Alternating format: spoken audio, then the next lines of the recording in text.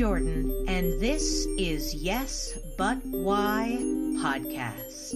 Yeah.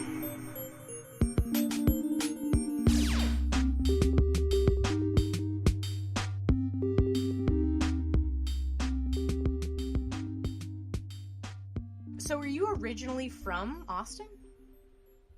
No, my family moved around a lot. I was actually born in Beirut, Lebanon, although I don't remember it at all. We moved back to the States when I was about a year and a half, but we moved to Texas when I was 10. And so I ended up going to the end of elementary, junior high, high school, and college there. And so I consider that I'm from Texas because I lived there from age 10 to 21. But no, I went to high school in Arlington, but I did go to college in Austin at UT, Hook 'em Horns. And,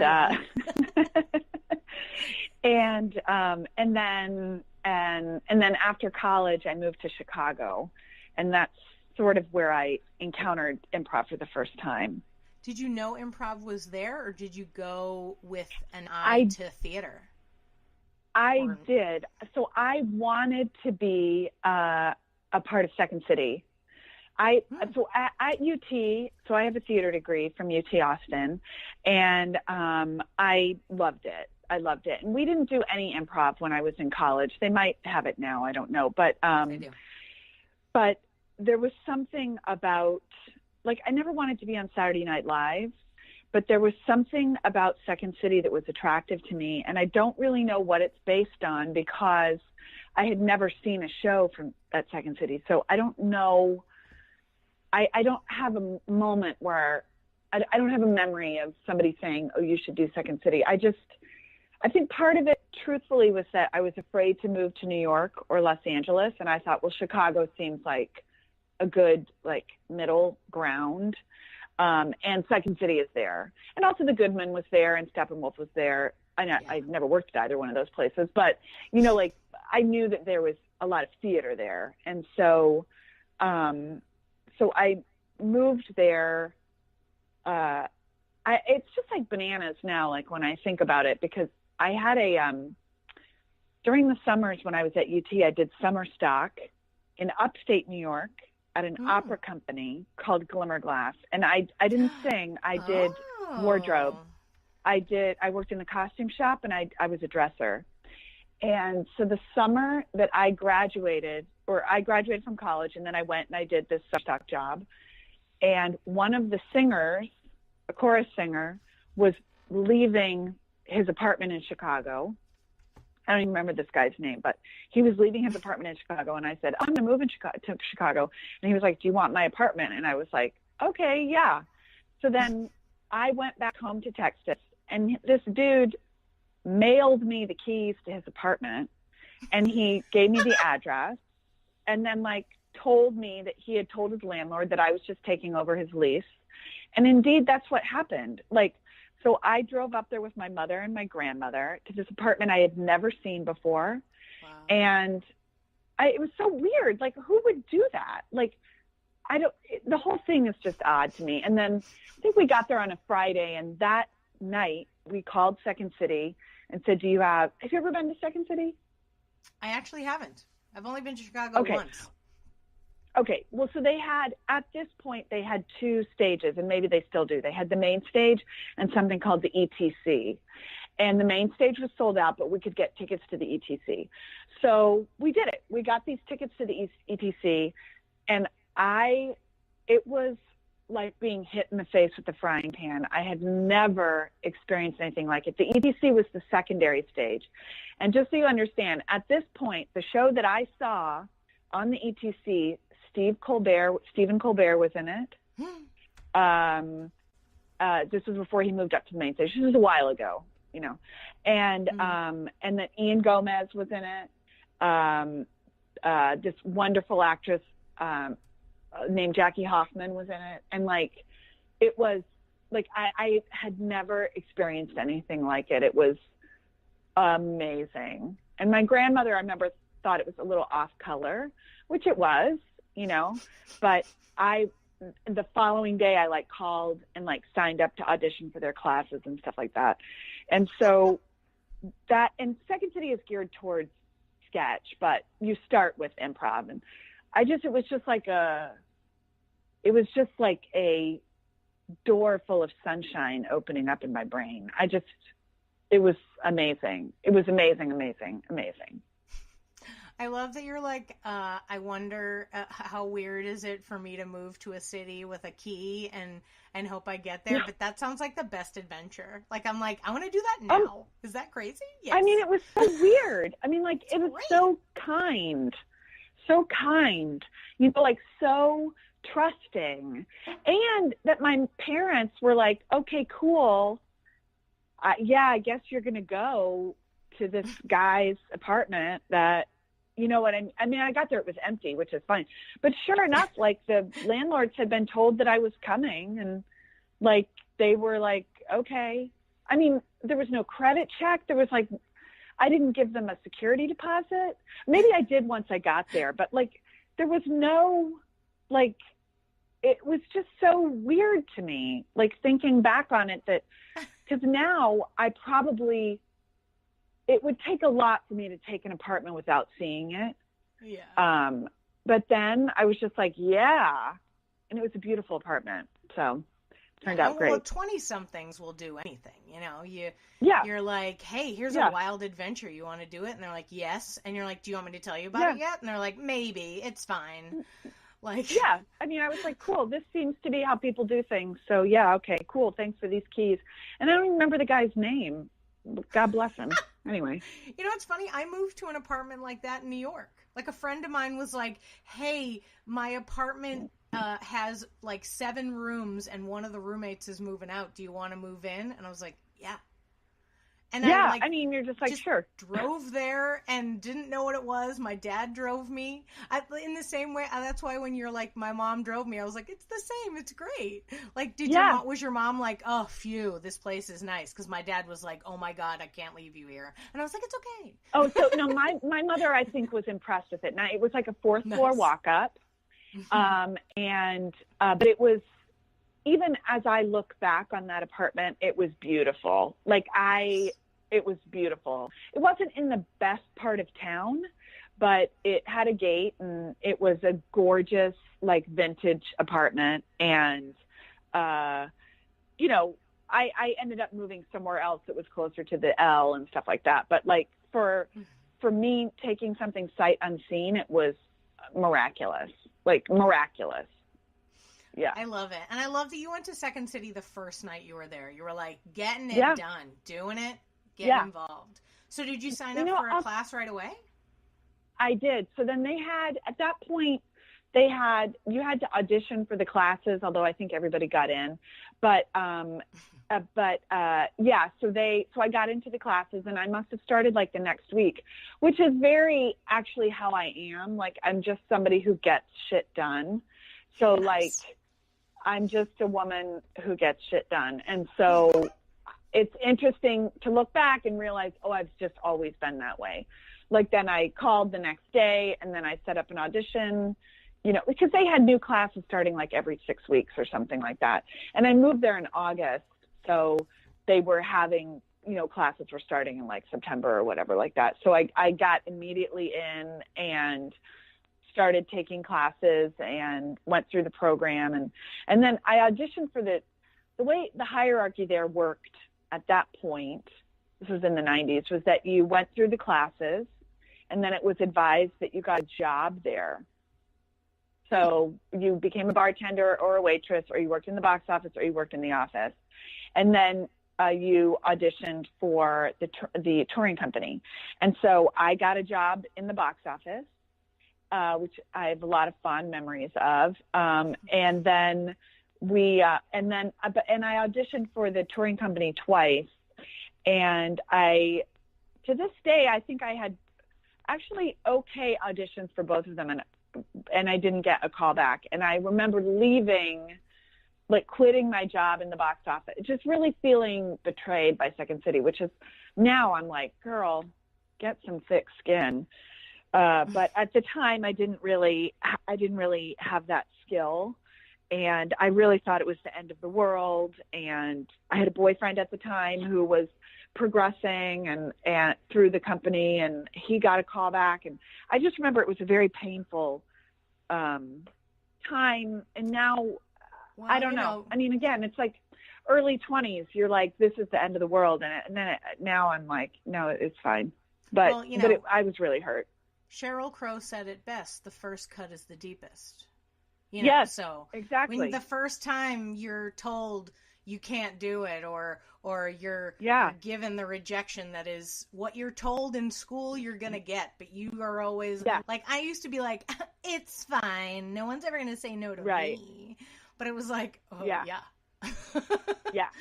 And I think also, like, I perceived that I had done well, and now like being in the business, like I recognize, like, that doesn't really matter how well you do. There's all sorts of other factors. But at that point, I thought, I did well on these auditions. You guys, I did a great job. You guys, I'm great. As opposed to feeling like, well, I blew it. No wonder I didn't get a call back. I was really hung up on the idea that, like, but I did well, And now, again, it's one of those things where you have perspective, and it's like, yeah, but who knows what's going on? I think that's a 20-something thing too, the black and white of it all. Like the idea where it's like good or bad. And you're like, well, no, it's not. Yeah. It's not good or bad. It's just there are variables and there are different things. And, it's very rarely based on who's the best actor. Like, right. I don't know. Yeah. Interesting. Cool. So you finished. So tell me about so you leave Second City. Second City's the experience there was wonderful, but you're moving on. Where did you move on to? So I got a job with a touring children's theater company that was based out of St. Louis, and so I moved to St. Louis, and that was for a school year, and that was, it's funny. So I was only in St. Louis for a school year. So like, actually less than that. I was there, for a school year. So whatever that is, August to like June, I was there. Mm-hmm. And I have fond memories of that time, although I was really unhappy there because I loved Chicago and I loved living in Chicago. And so after I quit Second City, so I was working for Starbucks, and this is before Starbucks. It's hard to imagine this, but there was a time when Starbucks was not a big company. And, I remember. I think we're closer in age than you think, so I remember. Okay, all right. So this was part of that time, and so I had this.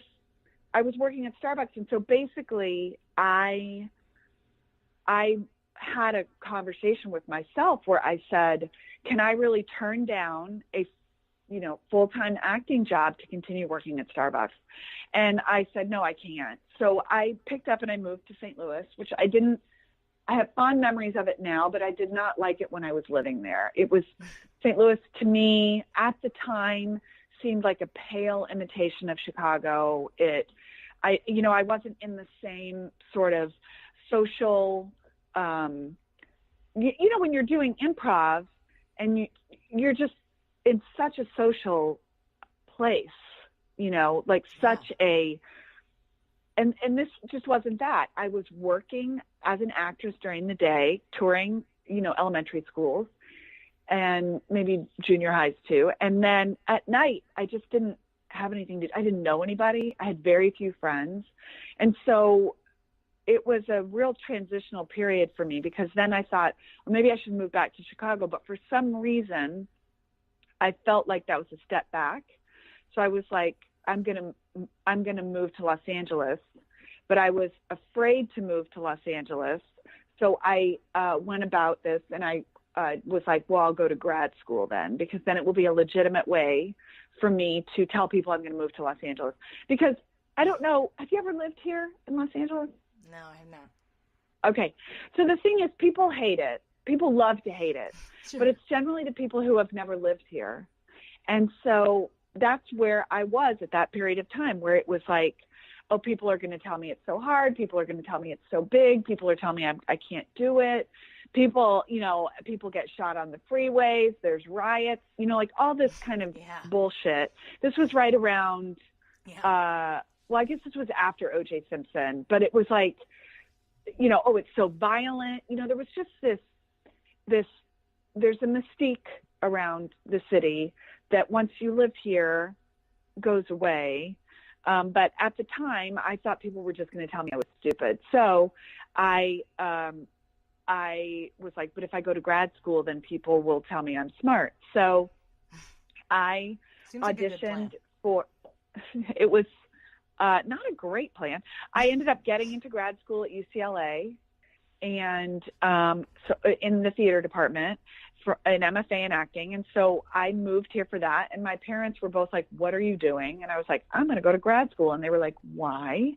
And I was like, because then I'll, I don't even know what I was thinking, but I ended up leaving the program. I knew the second week of school that I was like, this was a big mistake. And all I wanted to do was move here and hustle. Like, all I wanted to do was move to Los Angeles and start working. But now I'm in this goddamn program where I'm riding around on my back and working on a Hedda Gabler scene, which, look, I love Ibsen, but I was like, what am I doing? What am I doing? What am I doing? So I wanted to leave at spring break. And one of my teachers convinced me to stay because he said it would look bad on my resume. But it's not even on my resume that I went to 1 year of grad school. Like, what? Doesn't make any sense. So I left the program. I mean, no, you're right. So only people who aren't smart enough put things that could even seem negative on their resume. It's like, I just won't write it.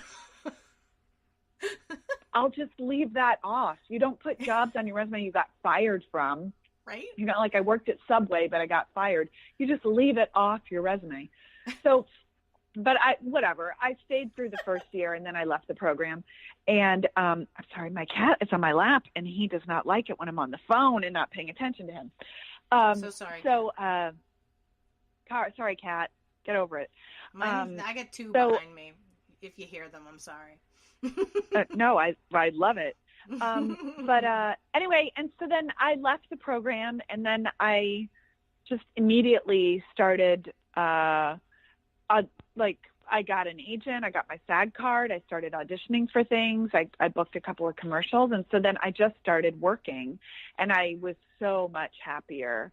And so, how'd you get all those things? That seems like a lot of things that are not so easily checked off a list. Yes. Well, so the SAG card, and this is one of the reasons I'm grateful that I went to graduate school.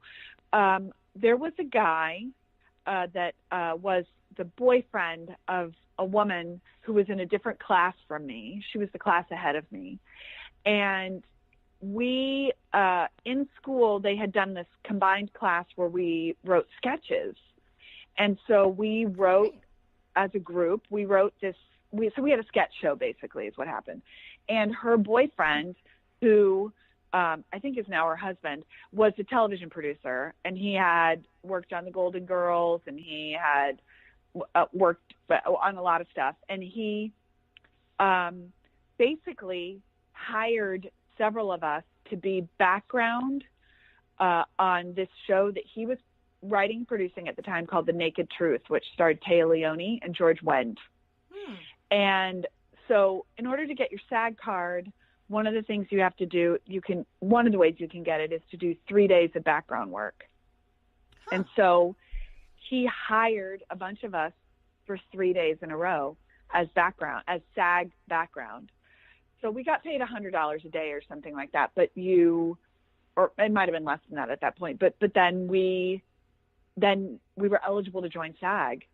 And to this day, I'm so grateful to him. There must have been probably 5 or 6 of us that he did that for. And they had to pay fines, I think, to hire us because you have to prove that you need these particular people. And somehow they, I think, proved it, that they needed all of us. And so then I made an appointment, marched down to SAG, joined, And then after that, there used to be these things here called casting director workshops that kind of don't exist that much anymore. But at the time, they would do, you could also go to one where there were agents. And so I took a commercial technique class, and the last night of the class, they had agents there who would come watch you. And one of them picked me up.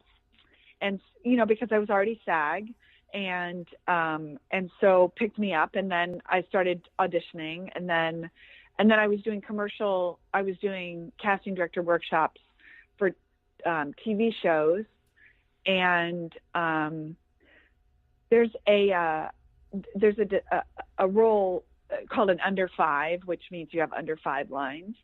And it used to be, maybe it is still now, but it definitely at this point, so we're talking like early aughts, was a lot of casting directors would get their under 5s from workshops because agents were not submitting their actors for, like, to be a waiter who's like, here's your sandwich. Sure. And so they would cast people from these casting director workshops. So I ended up getting several auditions, some of which turned into jobs from casting director workshops, and then built up a resume that way. And yeah, so that's what I started doing, just like hustling all the time. How did you know in the that hustle. These workshops were going to help you, or did you just sign up for the first one, and then after the first one helped, you were like, I'm doing more of these?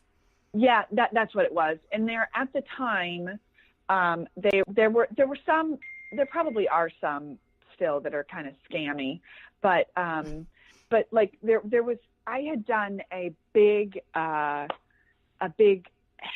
mailing, where I'm sure I included some sort of like dear sir or madam like letter, and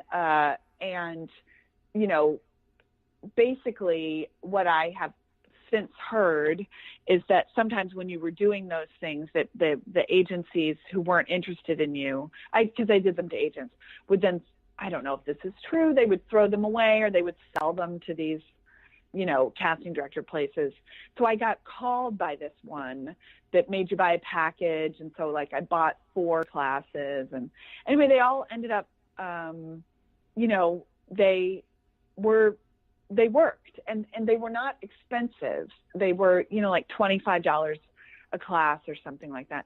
They've just recently, like in the past 2 years or 3 years, maybe here, 2 years, they've sort of outlawed them here, which I think is too bad, because there was some sort of lawsuit about how their pay, it's pay per play or something. But I never thought that, so they're saying they outlawed them. Like the city of Los Angeles got involved and said that it was actors paying to audition, which you can't do. You can't pay to get a job interview, is what they were saying. But that's not what it was, and it never was. You were paying to learn how a certain casting office worked, what they liked, what they didn't like. You were never, in my opinion, I never entered one of these things thinking I'm auditioning for this show. I always thought I'm learning something in case I get called into this office.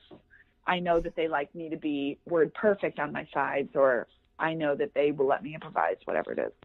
But anyway. It sounds like you're pretty professional, though, so maybe you're smart and knew these things, and other people are not so smart and were really duped by, because you were saying, too, that they still have them, but they're scammy, and it's like, that sounds, it's easily could be bad. You know what I mean? It's I do helpful think that you had a good head on your shoulders. Yes, I do think that there is a component of it that is salesmanship, that they're like, well, look, look, Julia Roberts did our workshop. Which they never used Julia Roberts, but they were using actors who were like, so-and-so used to come here, and look at them now. And so there was definitely, people move here with stars in their eyes, and they are ready to be, a lot of people are ready to be duped. And I think my opinion about the job, about being an actor, first of all, it's a job. and you have to treat it like a job. And I've always thought that, and I have never thought like, oh, I'm going to move somewhere for 2 years, and if I don't make it, like, I have always thought this is an ongoing job, and I will be working when I'm 75, and I'm going to have peaks and valleys, and there's going to be hard times and good times, and it's just, you have, I've always thought you just have to treat it like a job and be professional and get places on time and all that kind of stuff. Where did you learn Speaking that? of improv, yeah. Well, I think I have a good work ethic, honestly. I think I just was born with it, honestly. I think I just have a good, I'm a woman who likes to get shit done. Yeah. I think I just have always been that way. Like, you're on time for rehearsals, you're on time. So speaking of improv, one of the things that has on occasion rankled me about improv is the lack of discipline. When I was coaching teams and people would be late, you know, I'm like, no, our coaching session is from 7 to 9 and it's 7:20. And what are you doing? You know, or when I was teaching, you know, I would say, if you're more than 10 minutes late, don't come. And eventually I was told I couldn't do that. But anyway, but you know, it's like, you're disturbing people and be on time. Make this, if you consistently cannot make this time, then move to another class, you know, because I can't, because when you move up and you become a professional actor and you get a call time that's 6 a.m., you can't show up at 6:25 a.m. and be like, sorry, they'll fire you. You know, I mean, there's scores of actors ready to work. So that's one of the things that I had coached a team when I was in Austin, and there were a couple of people who were routinely late. I mean, like insultingly late. Terrible. Insultingly late, or just didn't show. And so then I'm doing a Herald team rehearsal with like 4 people, which is hard. I mean, which is almost impossible, you know, and it's a waste of everyone's time. And we're off in East Austin at some space that doesn't have air conditioning, which I don't care about that, but like, everybody's already inconvenienced. And then to have somebody who's just not taking it seriously, it really, really, really bothered me a lot. And it continues to bother me when I encounter that now. When people are late, I'm like, what are you doing? Why are you so late? What is going on? May I ask, because you're a professional actor, you're working on television and movies and stuff. Yes. Tell me, please, are they holding people accountable to this? Because I tell them that they're gonna. You know, when I'm teaching my Austin classes, I'm like, this is unacceptable. You cannot do this. Absolutely. No, you can't do it. You can't do it. Because you know what? First of all, no, you can't do it. No. Oh my God. No, you can't do it. I mean, a commercial, like I've done a lot of commercials, and, you know, I mean, look, if you are a celebrity, they will probably grant you some leeway. But if you're a rank and file actor, you're a blue collar actor, there are so many of them lined up that they will. So like at a commercial, say like you have a 6 a.m. call and you are running late, you know, it's going to be hard for them to get another actor there. And like, you might call and say, oh, you know, whatever, there's traffic on the 405. I would say plan for that.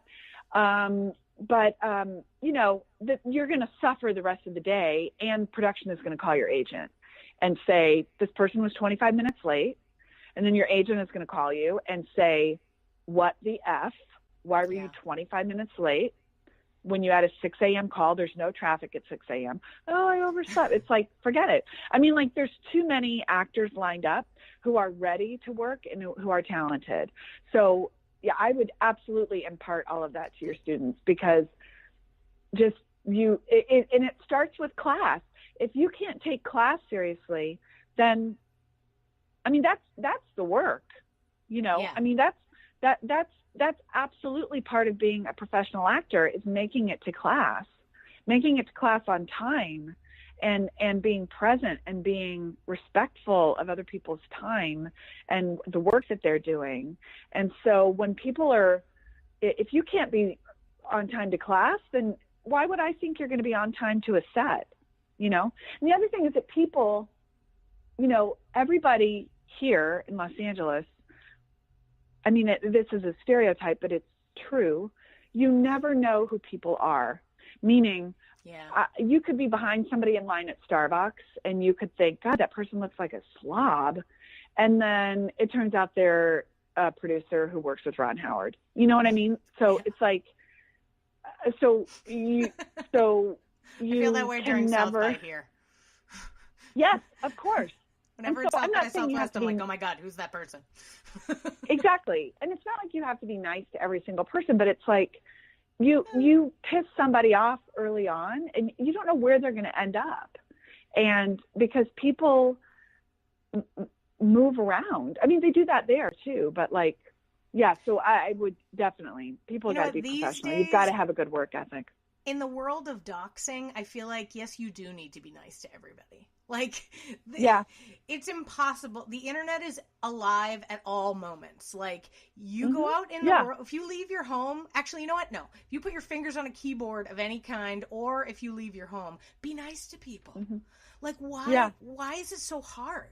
You know, you're right about the improv thing being like that it leads to a lot of, to a lack of professionalism. And I think it's that whole, I don't have to memorize lines thing. Yeah. I'm like, okay, that doesn't mean anything. Which is why I put a lot of my efforts into sketch, but it doesn't help. Like, I thought if I did sketch and I taught sketch and I led a sketch show that people would be on time and you know, learn their lines and do their work. But it's the same. It's the same sort of like, some people do it, some people don't. And, you know, I actually, when this comes out, it will be long gone. But tomorrow for me is the last sketch show of a show that I've been running for 8 years. And oh my God. Wow. Yeah, it's pretty big. And the only person who's done all of it is me. So I've had different actors all the way through. I've had different tech people, like different people, and I pick and choose people. And I only did auditions one time. Because I was really hurting for people and I was like, okay, I need to do auditions. But usually I would pick and choose. And some people would come up to me and say, can I be a show? And I would consider it sometimes. And sometimes I'd go, no, you can't, because you're not professional. I don't see you learning your lines. I don't see you doing the work that I would like to have in my show. So that was the only thing that I could do. And the trouble is the balancing of the talent and the professionalism. If a person is so good that I will forgive their lack of professionalism, they've got to be great. You know what I mean? Right. But I mean, it's just been 8 years of, you know, hundreds of people that have come through the show and just learning from the way to deal with people, the way to get them to do the work. The way to, you know, have a show. It's like, okay, we have a month and a half to put this together. If we don't get there by the end of it, something's wrong, you know? Yeah. But, I don't know. What an accomplishment. Oh my God, 8 years. Yeah. 8 years. Well, and I truly think that, like, if like out here in Los Angeles, I really believe that, like, 60% of the people that are working, it's because they have a good work ethic. Like it's because they are pleasant on set. They take a note without arguing, and they are on time, and they're easy to work with. Like I heard this story. I don't know if this is true, but I've heard that one of the things I heard is that Keanu Reeves, who I actually think is a terrific actor, I really have a lot of respect for him. I think he takes chances. I really have always really enjoyed his work. But I know a lot of people maybe do not feel that same way. But that he is so easy to work with that people are like, let's work with that guy. And if you look at who has a long career, you know, I think, you know, I've heard the same thing about Brendan Fraser, that he's incredibly easy to work with. And so you see that is part of it. Like, people, if somebody's going to be on a TV show with you for potentially 7 or 8 years, they want to be able to want to come to work, you know? Yeah. So, and there certainly are difficult people who work, but, I don't know. I think work ethic is a huge component to that's just my opinion, but I think work ethic is a huge part of it. Now, you've done improv in LA as well, and earlier you I were have, saying that yes. you feel like LA has a vibrant improv scene. When did you get involved in that? So I took an improv class here at the let me see here, mostly at IO West, which has regretfully closed. Yeah. It closed in February unceremoniously, and I have not done an improv show since.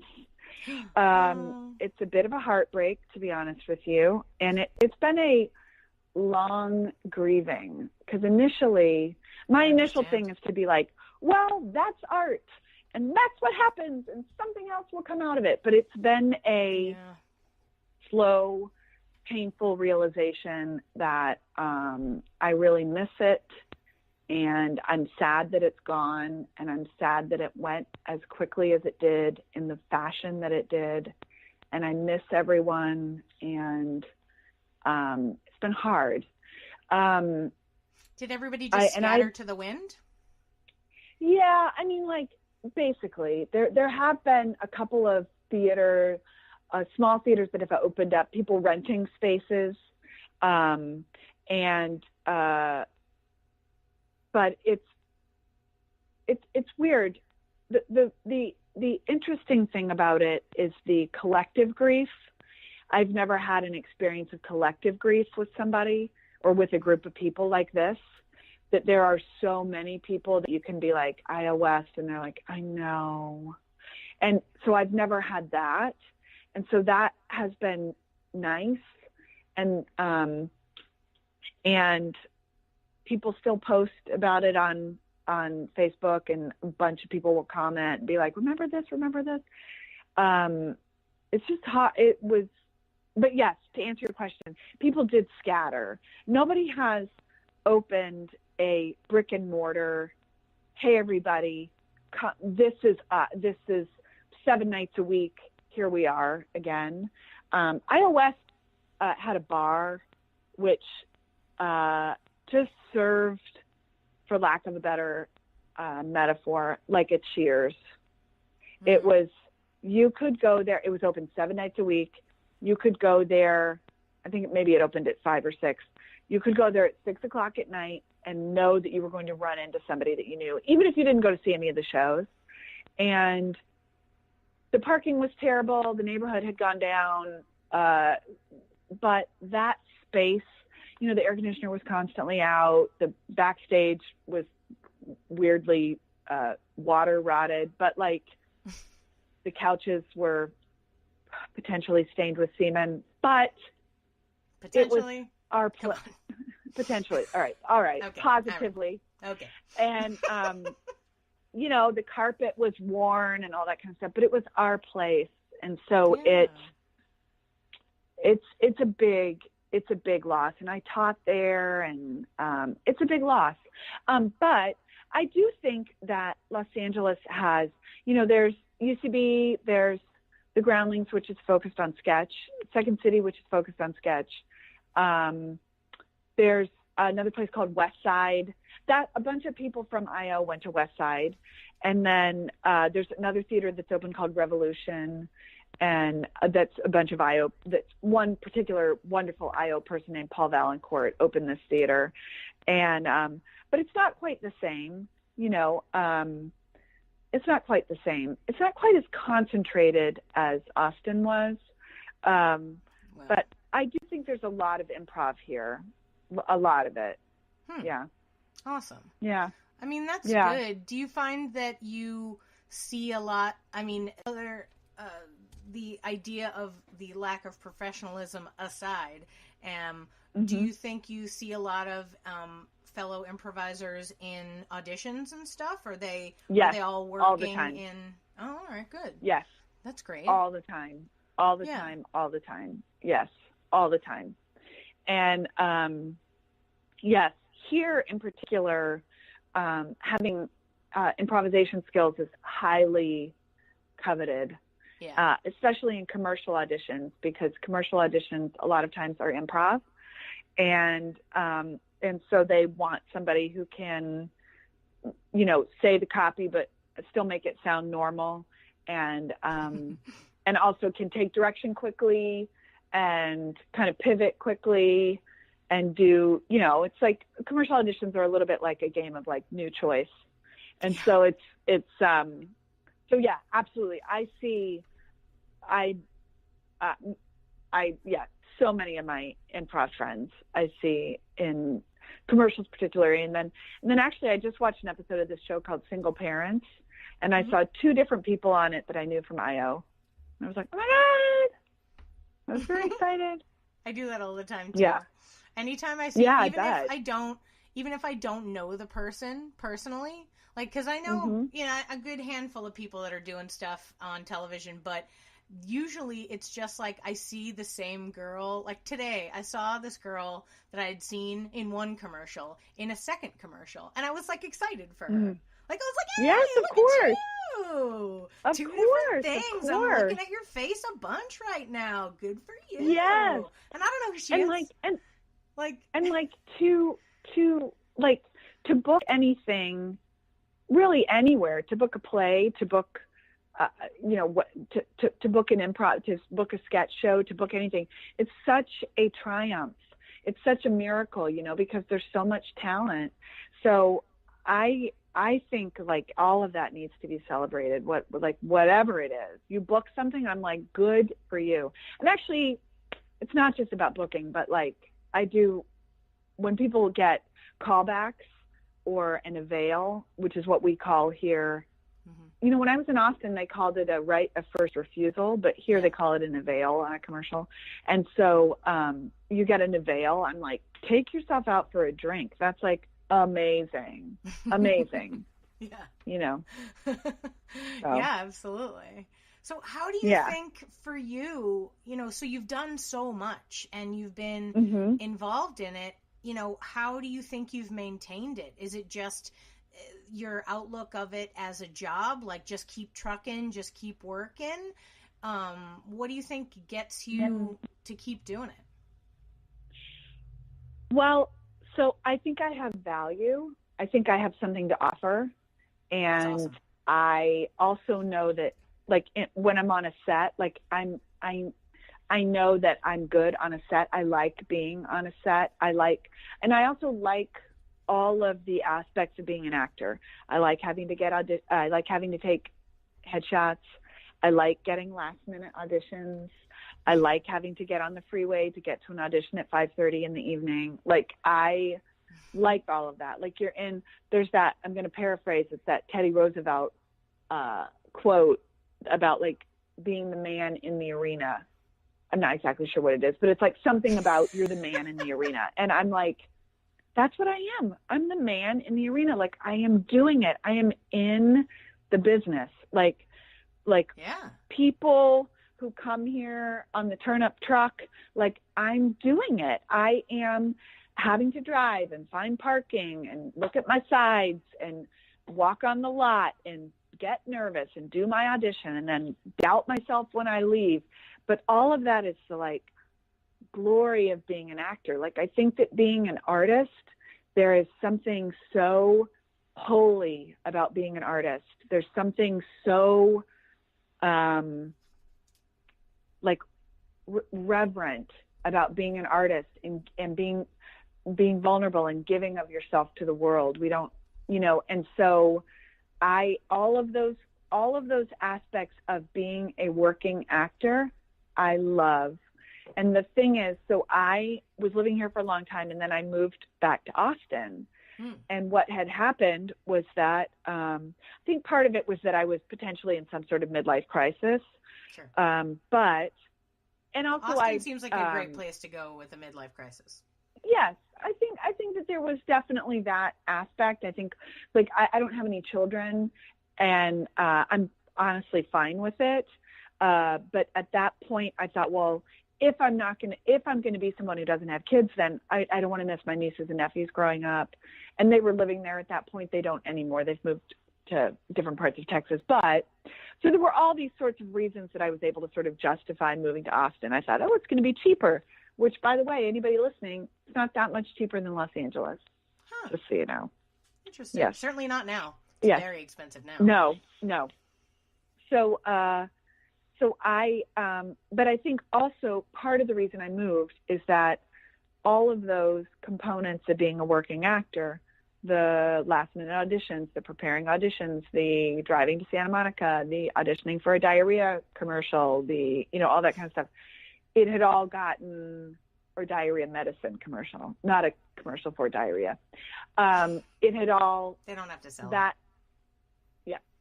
We get it. The love for all, the respect for all of that had gone away. Like, I was like, I'm fucking sick of this. Like, I don't want to have to drive to Santa Monica at 5:30. I don't want to, like, I was in a real, like, just dissatisfied, unhappy place, which can happen here. I mean, honestly, I think it could happen anywhere, but, and then I was in Austin for 4.5 years, and I missed the hustle so much when I was there. Like, I missed it. And so then when I came back, I just was so ready to do it again. And I was depleted of all of the Los Angeles hustle. And now I love it. I love it. So I think that's part of it. It's like, you have to, in my opinion, you have to enjoy what a lot of people consider to be the shitty parts of being a working actor. And I like them. I mean, I like doing mailings. I like getting headshots taken. I like, realizing I'm running out of gas and I need to stop for gas before I go to that audition. I like, I'm really in it. And that I don't know, maybe it makes me feel like I'm in Sunset Boulevard or something like that. But I'm just like, I'm really doing it. Like, I'm doing this. Yeah, you really like, I had an audition on Tuesday. I didn't end up getting the job, but I had to go to Paramount for the audition. And, like, I love that. Like, I love checking in with the guard and, like, walking to my audition and being nervous, but being on the lot. Like, I love it. There's a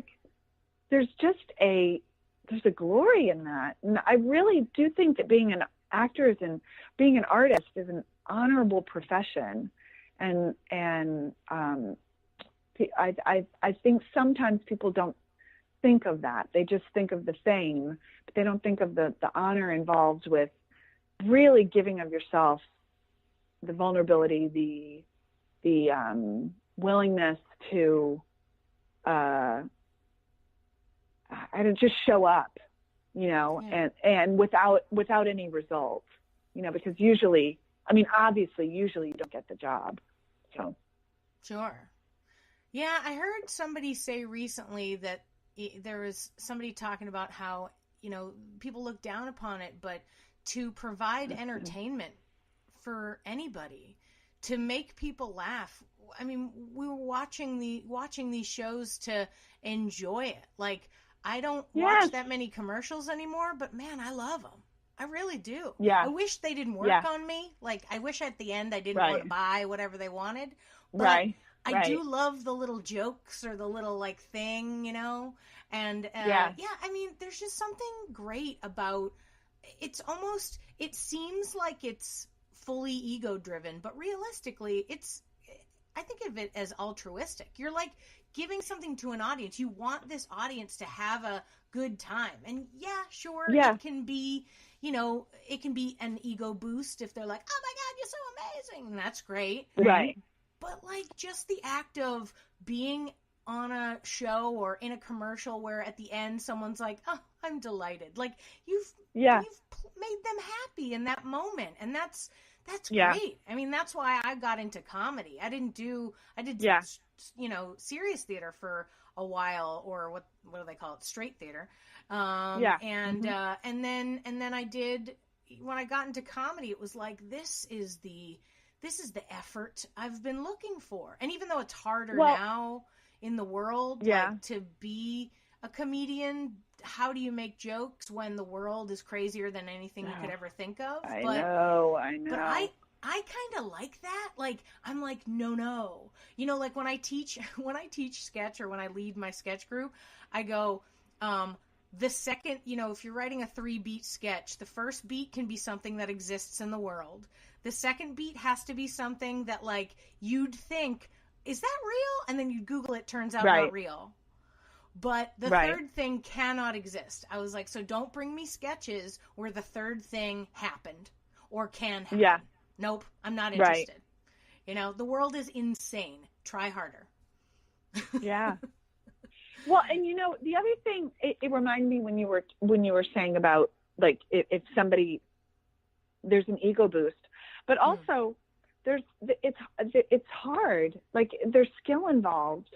Like, I find that the people, like, so I've been working on this show called Superstore, and my aunt watches it and then tells me how she doesn't like it.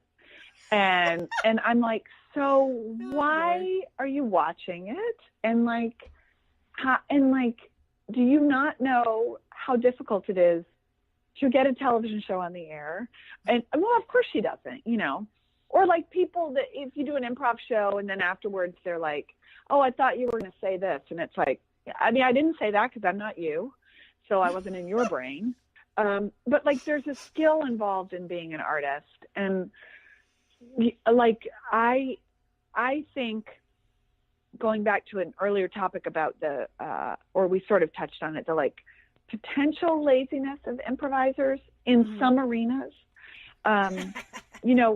I think, because certainly not all improvisers are, but I think that there is that element of like, oh, well, there's no words. I don't have to memorize anything. I can just show up and be funny. Yeah. And it's like, no, you still have to actually be vulnerable. You still have to take time. You have to listen. You have to be willing to bring yourself to the stage, not just come on with all your bits. And like, so I find like the best improvisers have been actors, have been in a play or something. I don't know what my point was there, but just that, like, I think it's like there are people who watch and just think, oh, wow, this must be so easy. And then it's like, not. Well, it's like anything. Right now, the general phrase for something being hard is brain surgery. But like, what about those heart surgeons? They're like, hey, heart surgery is pretty hard too, guys. Yeah. Like, come on. I like made your heartbeat. Like, that's a big deal. Yeah. Why do we got to focus on the brain surgeons? I would say carpal tunnel surgery is hard. Sure. Like, there's a lot of surgeries, I think bunion surgery is probably pretty hard. Like, I think, literally any of it is super difficult. Give them all Come on, you guys. They do it. You know what, though? I feel like, exactly. I don't know. There's a lot of people, and the internet has revealed to me that the world has a lot more of them than I expected. But there's just a lot of people who have a lot of opinions but don't want to do anything. Like, that's just something Oh, my God, yes. It's just like, okay, well, if you think that there aren't any good comedy sitcoms on television, write one. Good luck to you. Yes. Try to even write it. Never mind get it made. Put your pen to paper and see if you can literally write a 20-minute, one episode. Just give me one, and we'll see how it goes. Yeah. Like, I mean, it's like incredible. I totally agree with you. Yeah. Yeah. Oh, this is something else I thought of when you were talking about how, I don't remember exactly what you said, but it was like the internet is so alive or something like that. What did you say? Is that what you said? The internet is alive? Yeah, something like that. It was whatever. It was brilliant, whatever it was. Anyway. You're so sweet. This goes back to the work ethic thing. Like if I hear a friend of mine who has an audition for something and they don't Google who the director is, who the screenwriter is, or so that they don't, you can just find everything. Like, it's so easy to find information now. You were talking about doxing, right? So it's like, if you have an audition for this, whatever it is, then like find out who the writer is so that if the writer's in the room, you will recognize them. You know what I mean? There's just so much, I guess it's research, but it just seems so easy now. I don't know. I don't know, Amy. No, absolutely. I mean, if you're not going to put in there are so many people vying for the job. If you're not going to put in all the homework, then why do I want you there? You know, like, I heard someone telling a story about Walking Dead, how Andrew Lincoln knows all of his lines like so perfectly, like it's not even a question. When guest stars or occasional stars come on and they don't, he's like super sweet to them, but essentially says, you better figure out your lines because this is an important show. Like, hey, do you want to work on some lines during lunch? It's like, ugh. You know, you shouldn't have to do that at that point. If you're getting into a show that's on TV, never mind high level, on TV, period, end of sentence, you should know what you're doing. You should know your lines. You should be prepared for that moment. Like you said earlier, it's a job. A lot of people like to think of it in the artist way, you know, like with the idea back in the 1800s where you could, like, you know, smoke opium and write some poetry and everyone thought it was great. Right. No, it's over. That's not a thing anymore. No one thinks opium addicts' poetry is great anymore. It's very not great. You know, like, we need you to work. We need you to do your stuff. And, you know, if you don't, it's more, I feel like people, like, feel sad for you versus, like, want to help or something like that. Like, when they come in, they're like, oh, that poor thing. They'll never work again. Like, ugh, trouble. And also the being nice to people thing, I think, like, not only being nice to people in person, being nice at auditions, I always tell my students, like, if you're going to get in a movie, think about how long a movie is spending, how much time you're spending with those people. And the thing about film or anything that requires cameras and sets is that you as the actor aren't doing a lot of the time. So if you're not fun or easygoing or have the ability to keep yourself occupied, nobody wants you on their set. Like, oh my God, I agree. I just had I have a friend who was telling me she recently shot a commercial, and commercials notoriously, in my experience, go very long. Like sometimes, like, not all the time, but 16, 18 hours. Like, you're there a long time because they have one day to get it done. And that around noon, some of the other actors started complaining about it. And she said, where else do you have to be? Like, what, you're working on a national commercial. Like, where do you, I don't, like, this is what she said to me. She was like, I've never seen these people. So where do they, like, they're not celebrities. Like, where do they have to be?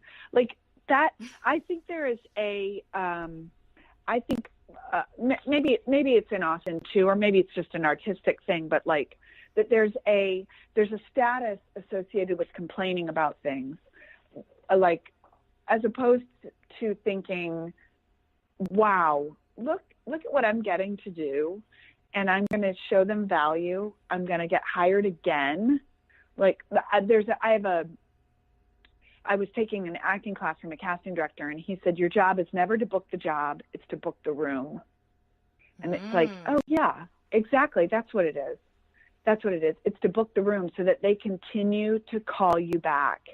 Because he's like, chances are you're not actually going to book the job, but you can book the room. And it's like, yes. Yes. Yeah, absolutely. One of the things I started doing now that I sort of am, like, more aware of stuff like that is my husband and I watch television shows based on the casting director. So, like, if we see that a casting director is working on a particular show, or like a producer, like, certain people will go with it. It doesn't matter if we know none of the actors. I'm like, babe, Sharon B. Alley is the casting director for this. Watch this show. Oh, she's great. She's the best. Yeah. Literally every show she's the casting director on is perfect. And she did Breaking Bad, right? Yeah. And so much more. Yeah. I mean, there's like an insane amount where like you don't even notice, and then you're like, oh, what? You're like, man, this show is great. What? Oh, there we go. That's why. Yeah. You know, and it's just like, because like now that I know, you know what I mean, that she's in the driver's seat of collecting that crowd and saying this group of chemicals is going to come together to be a perfect, you know, whatever we want to create. She's the scientist in that scenario, you know. I'm like, yes, give it to me. I want it. Everything that you love, I love. I want to see it. And it, it's crazy. That's so great. But that's great.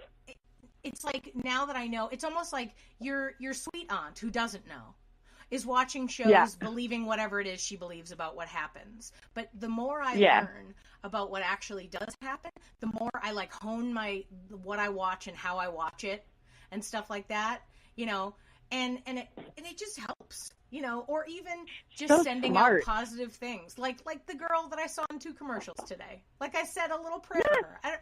I was just like, oh, I hope she has something big coming up, and then I don't know her, but it's about the energy of caring about the world. And this is, even though I'm in Austin, I'm not going to leave Austin. This is my industry, the world of people who want to do acting, who want to put on shows, who want to do it.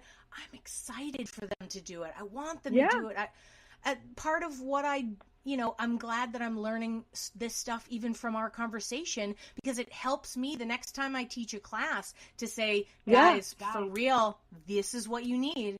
It's important that you do this, and this from like people who are working. Tell me this. You've got to do it.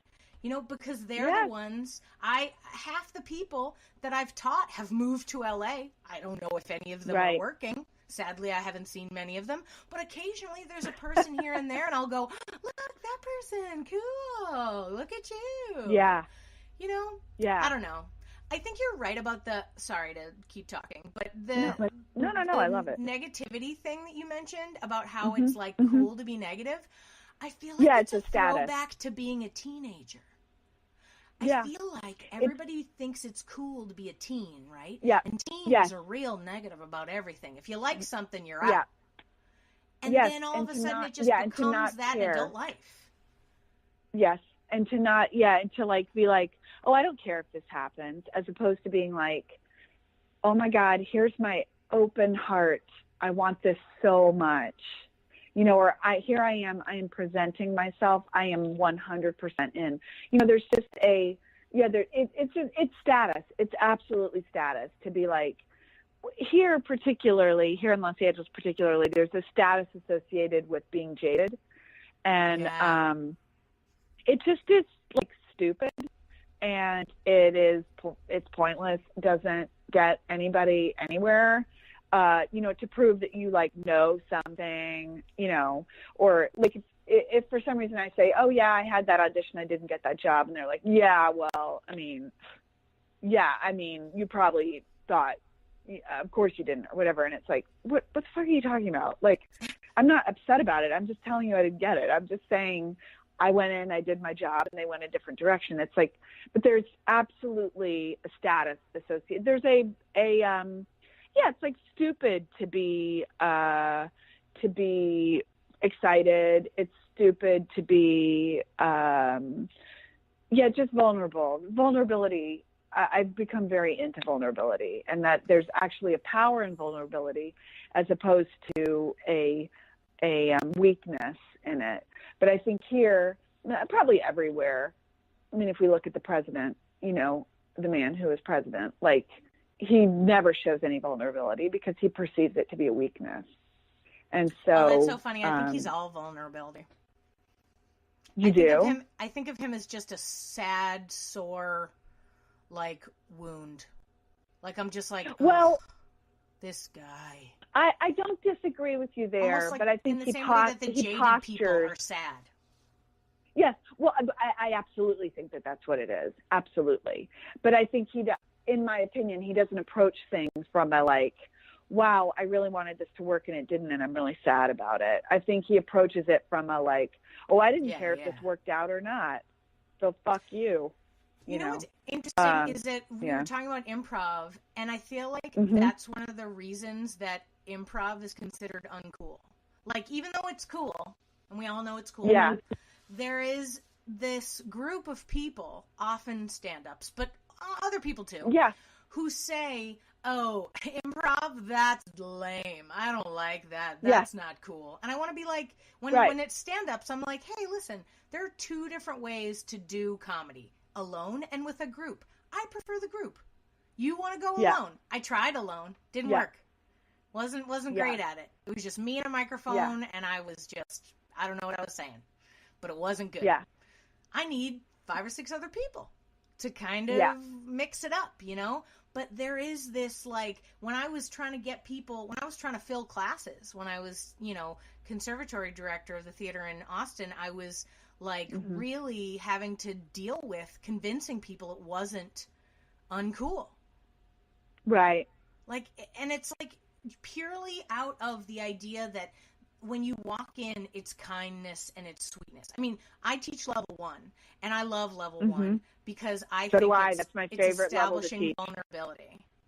Yeah, and it's allowing and also I love the moment when people who walk in and they're like, I'm not an actor, and I'm like, okay, cool, and then they say something simple that blows everybody away, that everybody goes, or that makes people laugh. Like, I love that. And then I'm like, yeah, you don't have to be an actor. You just have to be willing to, like, say something truthful.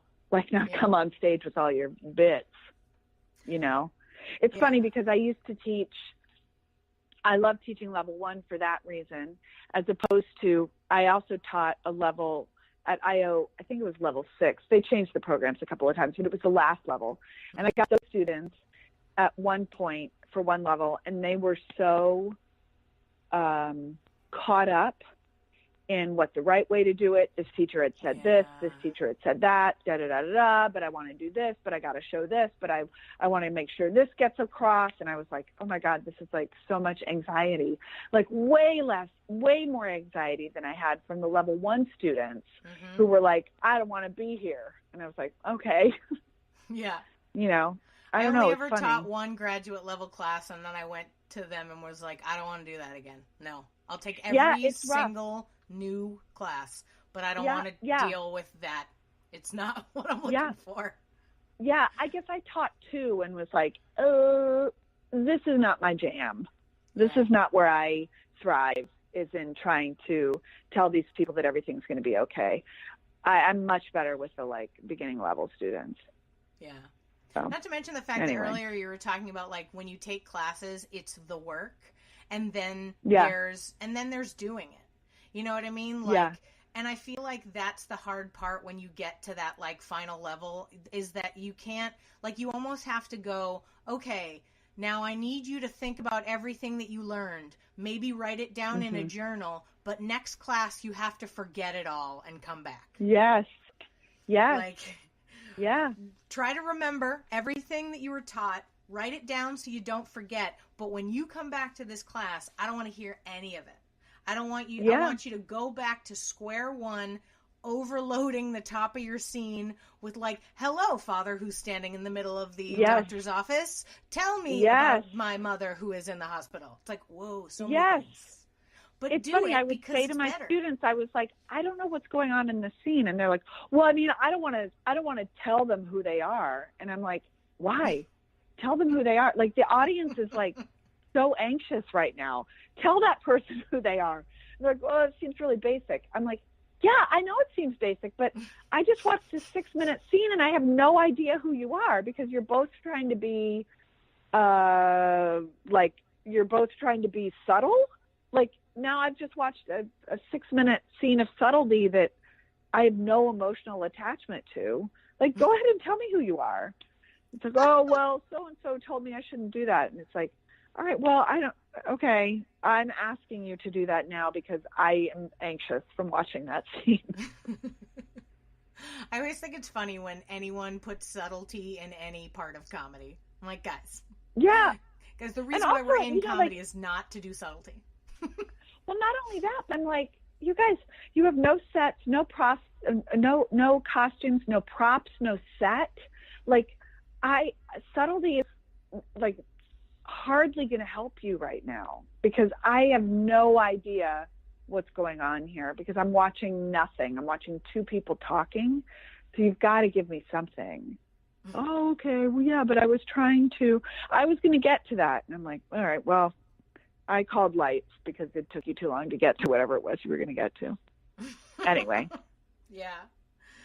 Man, Anyway. it's interesting to see like what it is from your perspective, since you've been working, you know, in the industry for a long time. I appreciate hearing, you know, the things you find are the most, you know, important, and, you know, the tough stuff being the stuff you can enjoy. I think that's a life lesson in general. Like, yeah, there's tough stuff, but like, you know, maybe try to enjoy those things. Like, in fact, I'm 40, right? And I had my baby a year ago. So I'm like, congratulations. Older mom. Thank you. But I didn't expect it. Like, my whole life, I wasn't really having kids. I was doing theater and all sorts of stuff. The learning curve of just dropping my expectations about what's going to happen every day with my child has just eased my brain, you know. And I deal with all these like I try to be on all these mommy groups on Facebook to learn things, but I'm like, you guys are taking it all way too seriously.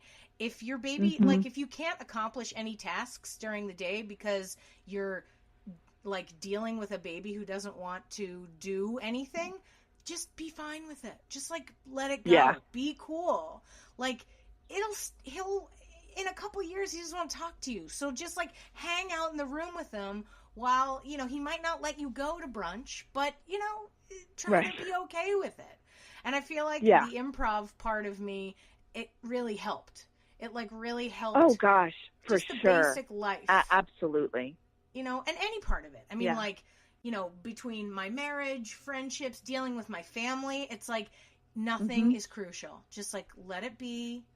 You don't have to say that. You know, learning as I've gotten older what you should say and not say in any given situation is like, you know, amazing. And improv totally helps that. You know, like, you don't have to 100% agree. You know? 100%. Yeah. Like the whole or being like, I mean, helpful. Again, it's sort of like life is, I mean, I really don't like the game New Choice, but it is basically just a game of New Choice every day. So it's like, oh, this intersection is closed because it's flooded. I guess I'll go this way, you know, or whatever it is. But like, so you can't let it get you. You know what I mean? Like, you can't. No. I'm originally from Boston, where everyone there lets everything get to them. You know, it's an angry, angry place. And I've worked my whole life trying not to be so angry. And I think improv is a super helpful way to do that. If you can navigate it and truly accept the idea of, like, anything happens, you have to go with the flow. Like, I was teaching an intensive. It was like a 5-day intensive. I was there every day with them, 9 to 5. And we had visiting teachers that would come in the afternoon. So we'd deal with them in the morning, and then in the afternoon we had another teacher. And then after that teacher taught them stuff, myself and the other people who were with them all the time would sort of digest it. Like, what do you think that meant when he said blank, you know? And one of the teachers came in, and it was like I had been teaching for so long, and I had taught them things, but one moment the teacher stopped and was like, wait, guys, it doesn't matter if the whole scene has been about making this sandwich. If somebody comes in and says it's about something totally different, you have to go with it. If you fight it, you've ruined everything. And I know you feel like this person came in and threw a wrench into the work you've been doing, but that's not the game we're playing. Yeah, if you're writing a play and somebody comes in and goes, but what if there was an alien? You can go, nah, I think maybe that's too much. But in improv, somebody swings in and they're like, bleep blop, I'm an alien, how's it going? Make me a sandwich. That's what's happening. You're not going to be like, no, you're not. That's aliens don't exist. Come on, Tommy. Like, no, you're not.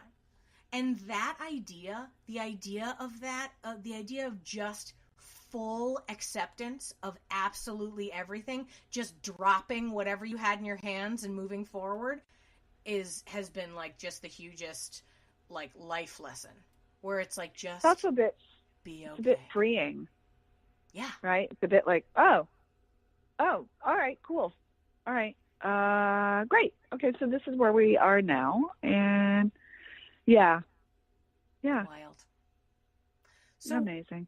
So for you, at the point in the career you are at right now, Mm-hmm. what do you think, what keeps you fresh? Are you just, because you had a moment where you moved away, then you came back, and now you're excited for it, but there have to still be ups and downs. What keeps your excitement for the creativity fresh? What keeps you coming back? Well, I've started writing, which was new. I had not done that. And so I've started writing. I've been writing pilots, and I'm in writing classes. I'm a class person. I like to be in class. That's and great. This is something I've come to accept about myself. I am a class person. And so I'm almost always in an acting class or a writing class. I take French class. And so but the writing has been the newest thing for me since I've moved back here. And that's what keeps it fresh for me. I also, now I'm working on this show called Superstore, and it's the first time I've had the experience of going back to a set a number of times. And like next week I'm working, and it'll be my 20th episode as my character. They've done way more episodes than that, but but it'll be my 20th episode. And so this is fresh for me. Like the idea of being like, oh, I know these hair and makeup people, and I know where my trailer is, and I know, and they're going to toss me whatever, the writers are going to write something for me that I, will memorize on the spot or whatever. Like, so that's been fresh. That's been a new experience for me, one that I had not had. Because previous to that, I had done 4 episodes of a show called Carpoolers, but nothing else had I ever done more than 1 episode of. So that's been a real, very exciting development for me career-wise, is to just, and there's so much television on right now that, like, I'll tell people I work on this show called Superstore, and a lot of them have never heard of it. They don't know what channel it's on, but none of that bothers me. I'm like, well, that's how it goes. It's totally fine, honestly. I mean, because people will say to me, have you seen such and such? And I'm like, no, what's that? And then they're like, oh, it's on Amazon. I'm like, oh God, I got to watch that. So there's just so much television on. So I don't take offense at that at all. But so that's been fresh and new and exciting for me to have this different kind of, it feels like a big step forward. And I don't know what will happen, but I love it. I love going there. I love the cast. I love the writers. It's very close to me location-wise, so I don't have a big commute. So it's like all of that has been very exciting to me. And then I continue to do commercials, and I've done some voiceover. And so I don't know. There's a part of my career right now that is sort of status quo. That's like I'm auditioning and that feels good, but the writing is new for sure. You took all the classes at Second City. You worked on some writing there. Are you taking writing classes that have like a different way of looking at it? Like, because I guess Second City was like, do improv, use improv to write, and plausibly that's not what your writing class is about. Yeah, I wrote a screenplay, and I'm working on pilots. Writing do you take original pilots that are like specific to that style? Yes. Yes. And I took a spec writing class. I wrote a Young Sheldon spec. Yeah. And then yes, they are specific to that. They are specific to, exactly. That's exactly what they are. And so I've been working on comedy, but there's also, if you want to write a drama pilot, there's, you can go write it. I haven't written one of those, but so that's been exciting to me, is to work on original content. I actually loved writing Young Sheldon also, and it was a good experience for me. And I don't know if you've seen that show, but it is delightful. I haven't watched it. I'm aware of it. But that's awesome that you had a great time writing in the other voice. Like, I've often thought about that. Because, some people say write a spec, and some people say don't write a spec, only write original content. So, some people that I've talked to have said one or the other. So it's kind of nice to know that you can and should write a spec. But I think it's valuable to be able to write and learn to write, certainly in another person's voice, because if you get a writing job, you're going to have to write in somebody else's voice. Yeah. You might as well you get be able into to a do it. room and you're hired on an existing job, you better know how to write in their voice. But for me, it was more about, because I'm new to writing, so it was writing a spec of an existing show was so good for me in terms of structure. To see like, oh, you know, after I watched, you know, 10 episodes of Young Sheldon, then I was like, oh, interesting. So this is how they do it. Their cold open is generally this, and then their first act is this. Oh, and then sometimes they do this, or sometimes they have no cold open, or sometimes they, you know, like it was like that was really good for me, because as much experience as I have as an actor, I've never really thought about what the script is like from a writing perspective. And so that, I hope it doesn't ruin it for you. That's really good. Like, no, not really. It doesn't. I've had a hard time, like, I am a structure person, and I've taken some classes, but a lot of it I've taught myself by just, like you said, just watching the show and kind of taking notes and being like, okay. And the shows actually that I find that I watch are the ones I can't figure out. Like, well, yeah. Like if I don't know exactly where things are going to happen, I'm much more likely to watch the show. The ones that Did you watch like Forever? Easier, yeah. Forever. No, Did you watch Forever on Amazon? Oh, okay, all right. It's on Amazon. I think it's only 6 episodes. It might be 7. It is comedy. It's by Alan Yang, who and Fred Armisen and Maya Rudolph are in it. It's fairly new. Maybe it came out in, let's see, it's November. Yeah. Maybe it came out in September. Yeah. I had no idea where it was going. Like, no idea. Yeah. And I ended up really enjoying it. Yeah. I ended up really enjoying it. It's comedy. Man. It's got some drama to it too. So anyway. Yeah. No, I mean, it's fascinating to be able to learn how to do specific styles, and there is this, you know, there's like a what is expected, like, okay, you gotta build to this moment. Are you writing for a show that you're expecting to have commercial breaks or not? You know, there's that kind of thing, and that's super fun. I love the idea that you're taking these classes. Oh my gosh, I love it. I love it. I love it. And it's really, I also have never really been I don't really care about failing. So I don't have I don't have a fear of looking stupid. I don't have a fear of like something being wrong. And I think, so I take French class, and that is, you know, I mean, if you want to really feel vulnerable, start taking a language class as an adult. Like it's not easy. And then when I've been to France many times, and like when I'm there, I try to speak French, and then people will speak to me in English because they hear my accent. And then in French, I say, thank you, but I would like to practice my French. And then they speak to me, and I'm fine with mime. I'm fine with being corrected. Like I don't know. And I feel the same way about writing right now. It's like, it's learning a language as an adult. So I'm making a lot of mistakes, and I'm overwriting. I'm being obvious, or I'm being too obtuse. People are like, what's going on in this scene? And I'm like, well, I'm trying to communicate. Da, da, da. And they're like, you need to say that. I mean, it's a bit like what I would say to my improv students, you know, where I'm like, oh, don't, you know, or they don't understand the tone or whatever it is. It's great. I love it. Yeah. I love it. I think it's wonderful to also embrace the, like, being a lifelong student. Yes, I'm a lifelong learner. I told somebody that. I'm like, that's what I am.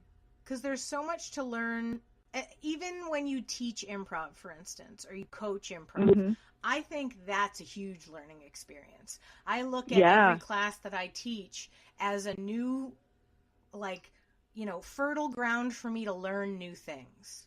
And I'm talking about the same stuff, and I'm giving them information, but their feedback every time is different. So I'm like, okay, that is an interesting way to look at that. Or like, that is a tough question. I don't know how you solve that problem. Let's figure it out together. You know, and I think that it is, if you approach your life that way, I think you're just much more likely to have a happier life. because, and I appreciate the idea that you're saying about not being afraid of failure. That's amazing, you know, and such a good thing, because, you know, there's ups and downs to life. And if you like let every down, you know, make you useless, well, then how are you going to make it through anything? Yeah. And also, I mean, if you look at improv, right, like I in 25 years of improv, like I can remember like 2 scenes that I think are really great. Maybe more than that, but not, I mean, maybe let's say 10. I'll be generous to myself. But like the rest of them, I would come off stage and be like, what the F was that? And then it's gone. You know what I mean? It's like, I used to tell my students, I was like, the glory of the glory of improv is that if you do a bad scene, you never have to do it again. But the tragedy is if you do a good scene, you never get to do it again. Yeah. And it's like, so there's so like, I understand that like that there's going to be a lot of failure, and it just is like art, you know, like, come on, you guys. You know, isn't that nice? That's what I would say. Come on, you guys. What we were talking about earlier with myself and my theater crumble, and then you were mentioning the grief you're feeling for IO. The one thing that I am always telling people, and like I said to you earlier, like I don't really talk about it, but I talk to other people about it. Like I talk to the people within the community about it to help them. I never say like, this is how I feel, but I'm like, you know, when the older I get, the more I realize, you know, you just do a creative project for a certain amount of time, and then that creative project ends. And then you got to move on to the next one. And you can't be sad that that project is over. And, you know, sometimes it ends well, sometimes it doesn't end well.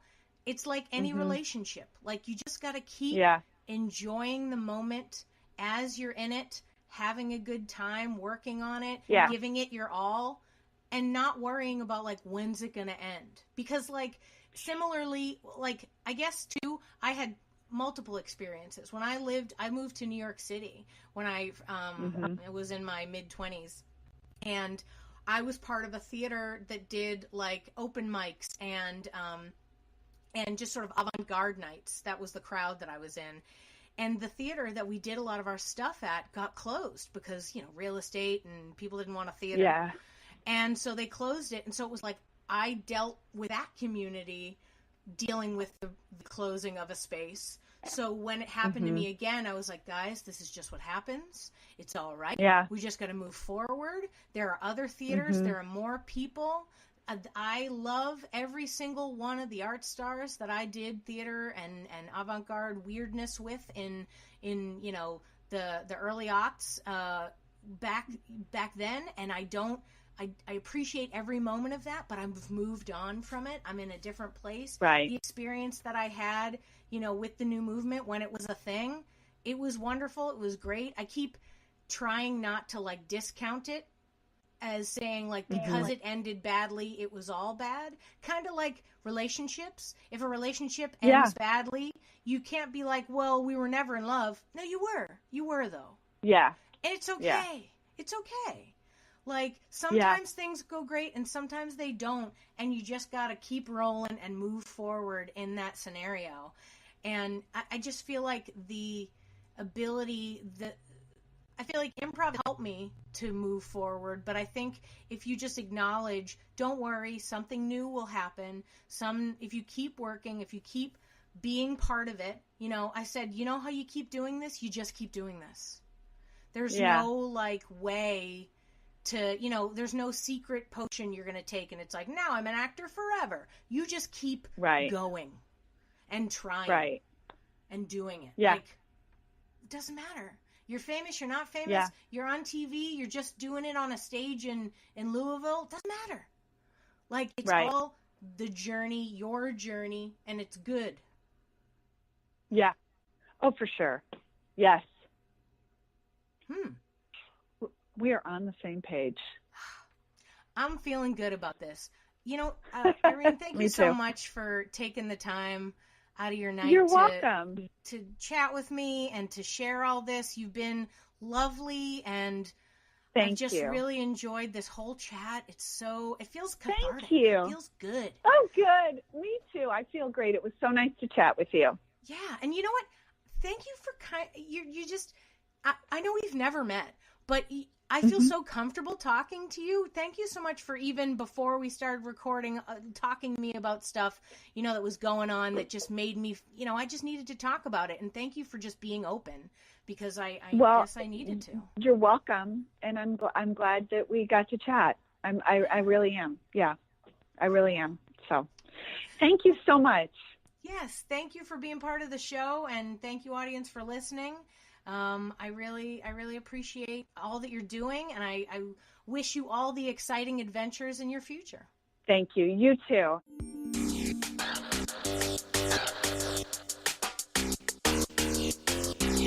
Thanks for listening to Yes But Why Podcast. Check out all our episodes on yesbutwhypodcast.com, or check out all the content on our network, HC Universal, at hcuniversalnetwork.com.